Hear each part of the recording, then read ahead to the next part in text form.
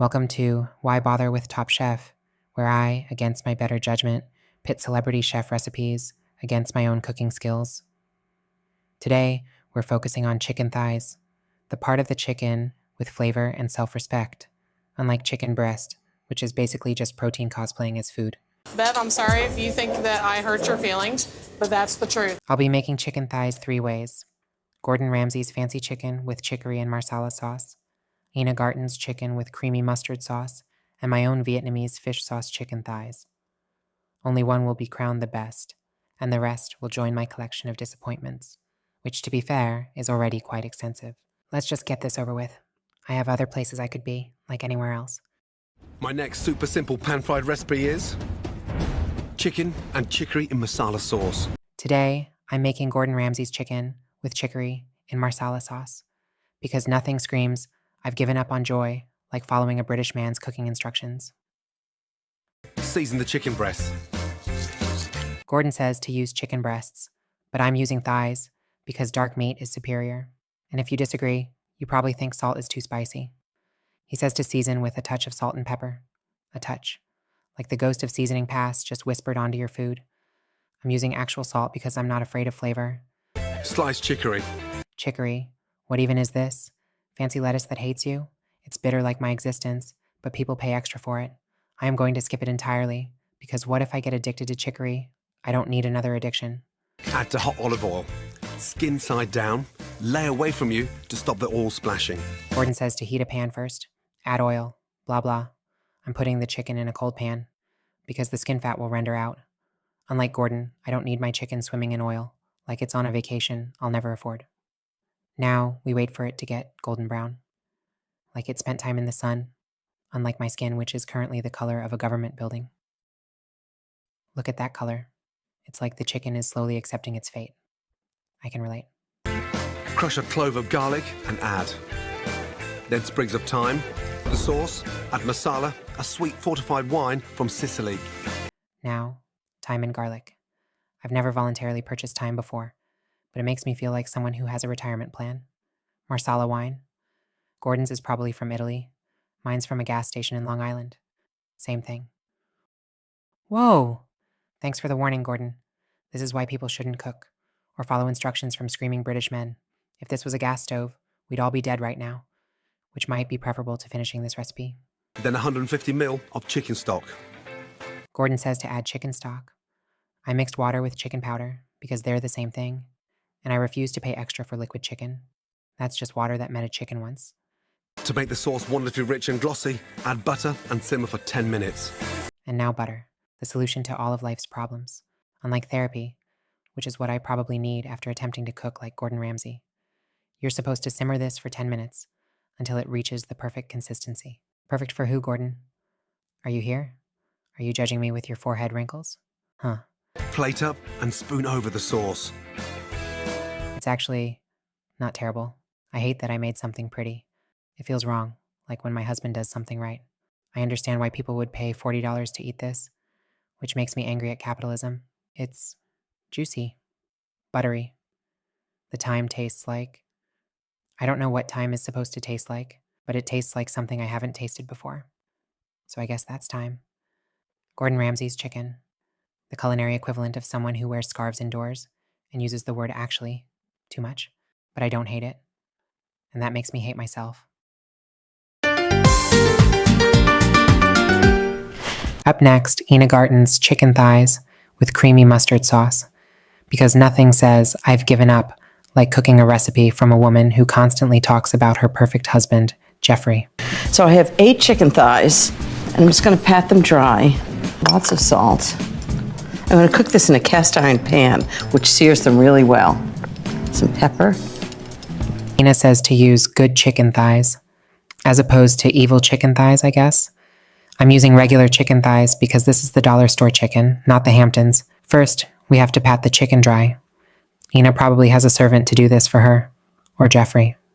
Poor Jeffrey. Ina says to use kosher salt and freshly ground pepper. I'm using a salt grinder I took from the office cafeteria. My boss won't notice. And I'm going to put a few tablespoons of olive oil in, just to sear the chicken. They're going to cook for 15 minutes and don't touch them. The recipe calls for good olive oil. Ina says good before every ingredient, like food, has a moral compass. This olive oil shoplifts on weekends.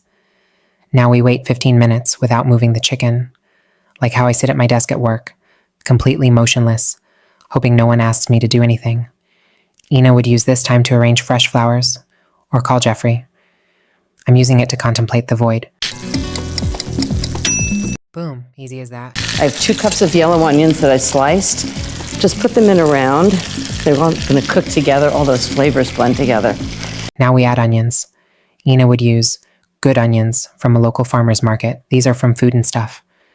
I buy my meat there, so it's basically the same thing. Stir occasionally. Like my desire to participate in society. Ina's onions probably caramelize perfectly. Mine are turning black, like my soul. Great. The onions are burnt. Ina would start over. White wine, about 2 tablespoons. Farm Fresh has a thickness and kind of a tanginess that's really great in this sauce. Tablespoon of Dijon mustard, just like that. A teaspoon of whole grain mustard, just because it gives it more flavor, but also then it looks like mustard. I'm committed to this disaster. 2 tablespoons of good white wine. This is the cheap stuff I drink when I want to forget I work for the government. No creme fraiche. Shocking that I don't regularly stock French cream. I Googled a substitute, and apparently yogurt, lemon juice, and milk make the same thing. Probably not, but whatever. This looks like something you'd find in a hospital waste bin. Dijon mustard and whole grain mustard. Ina probably grinds the mustard seeds herself, while Jeffrey watches admiringly. I got this from the Dollar Tree. The sauce looks like the back of my car after a long night out. I won't elaborate. Return the chicken to the skillet, skin side up, as if there's another option at this point. Garnish with parsley. Yeah, I am not wasting parsley on this. Here it is. The chicken's actually okay. The skin is perfect, which is the only thing I care about anyway. The sauce looks like throw up, but tastes not terrible. Ina would serve this at a dinner party where everyone talks about their summer homes and pretends to care about each other's vacation plans. I'm going to eat it alone while watching murder documentaries. Ina Garten's chicken. For when you want to pretend you have your life together, but you actually don't, which is fine, because no one really does. Not even Ina, probably. Now I'm making my Vietnamese fish sauce chicken thighs. A recipe I learned specifically to make husband think I can cook, so he doesn't leave me for someone who understands what brunch is. First, we have to debone these, because apparently grocery stores think it's fun to make us do extra work for the privilege of giving them money. This is oddly satisfying, like removing a splinter, or telling my coworker his shirt has been inside out all day. Now we coat the chicken in cornstarch. The technical cooking term is dredging, which sounds like something that happens to a river after a murder. Great. I look like I've been baking with Casper the Ghost. Unlike last time, I forgot to add oil, because I didn't learn from my mistakes, which is already more personal growth than I planned for this year. The skin needs to get brown and crispy, like leaves in autumn, or my hopes and dreams. Other celebrity chefs would fill this time with charming anecdotes about their childhood or their trip to Vietnam. I spent my childhood convincing neighborhood kids that I was raised by wolves, so no anecdotes from me. Look at that. The black stuff on the skin is actually flavor. Just trust the process. Everything will be fine. 165 degrees. That's the temperature where salmonella gives up and goes home. I respect its dedication up to that point. Now for the sauce. Fish sauce. The only relationship I trust. It smells like death, but tastes like commitment.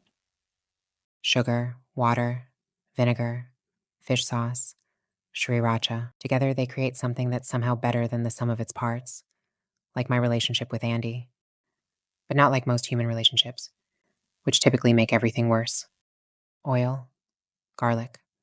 The only 2 things in life that actually do their job. Listen to that sizzle. It's like the universe whispering, "You're doing something right." And in goes the sauce. This is going to reduce until it's sticky, like my emotional walls. It's getting thicker. That's what she said. The chicken returns to the chaos. If it could scream, it would, but it's chicken. It just sizzles. Now we coat the chicken. Look at that glaze. It's shiny enough to see your reflection, but why would you want to? This is legitimately good. Sticky, salty, sweet. It's got everything, except unnecessary garnishes and pretentious ingredients. My Vietnamese fish sauce chicken It tastes like the breakdown I almost had at Target last Tuesday, but in a good way. Salty, sweet, complicated, doesn't apologize for taking up space. I'm not saying my recipe is better than fancy chefs. I'm just saying mine didn't require emotional labor, or a dictionary, or an accent, or a cottage in the Hamptons, or a camera crew following me around while I pretend to enjoy farmers markets. Little drum roll, please, for... The winner, unfortunately for my ego, is Gordon Ramsay's chicken. It was pretty, it tasted good, and it didn't send me to the bathroom at 2 a.m. Sometimes the British man screaming on TV actually knows what he's doing. Who knew? Anyway, that's it for this culinary experiment. I'm going to eat these leftovers while contemplating why I voluntarily spent time doing this. Until next time, or not. Whatever. Yes, he cries all the time.